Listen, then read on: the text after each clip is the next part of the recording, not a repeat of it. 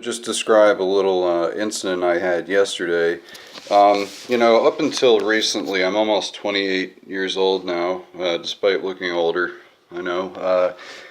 I kind of got out of the realms of conspiracy theory, even though I had discovered, well, not even though, but I had discovered in the meantime, the past few years, that my paternal grandfather was 32nd degree Scottish Rite Freemason. I can prove that if anyone would like, because on this channel I'm using my actual name, which is Crepon, C-R-E-P-O-N, and if you actually look at the French Wikipedia under the families of the important families of the House of Normandy's nobility, you'll see that the family de Crepon, so F-A-M-I-L-I-E, if I have that right, D-E-C-R-E, space after the D-E, de C-R-E-P-O-N, were one of the more influential and important families in the House of Normandy. So if the elitism goes back to Normandy, if it goes back to before the Normans came in the year 911, if that means anything, probably not, 911 AD to France from the northern countries. Excuse me, I've always got some dry skin on my face that's irritating me. So yeah, my ancestors came from Sweden, Denmark, places like that, and we were the first to bring, we're not Jewish, I just happen to have one of these, first to bring Jews to, after settling Normandy, by the way, in 911, in 1066 AD, we invaded the south coast of England, and now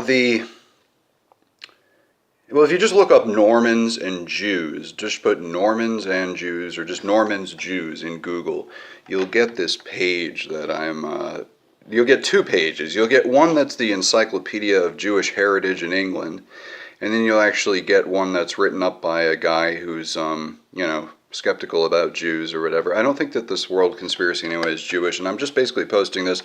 I'll get more into my family history in other videos. I'm posting this because I live in a city called Waterbury, Connecticut. Our zip code is 06701 to 06708 or so.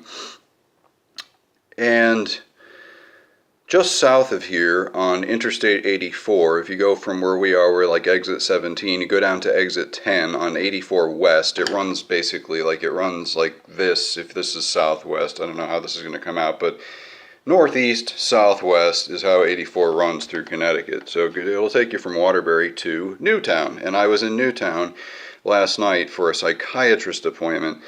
I'm not on like antipsychotics, not that there's anything wrong with that if you need them or they help you. I happen to not like that type of drug or think it's not very helpful. But the point of this really is that I was harassed by police in Newtown, because I was sitting in my car for about an hour from 8:30 to 9:30. My psychiatrist said, I'll see you at 8:30.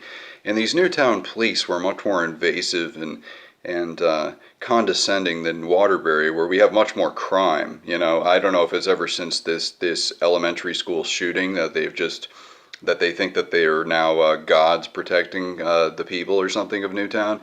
But they're all what medications are you on? And I'm answering these questions, which is bizarre. It's like, I don't know if it's a Jedi mind trick or I'm just weak of will, but they said, they asked me what medications I'm on, what are they for? One of them, Suboxone.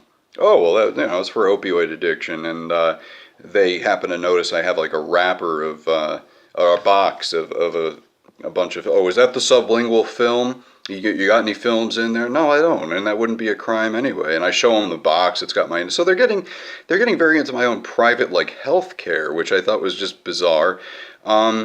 I know that Suboxone is sold on the streets. The thing is, though, if Suboxone were sold on the streets, like in mass, way more than,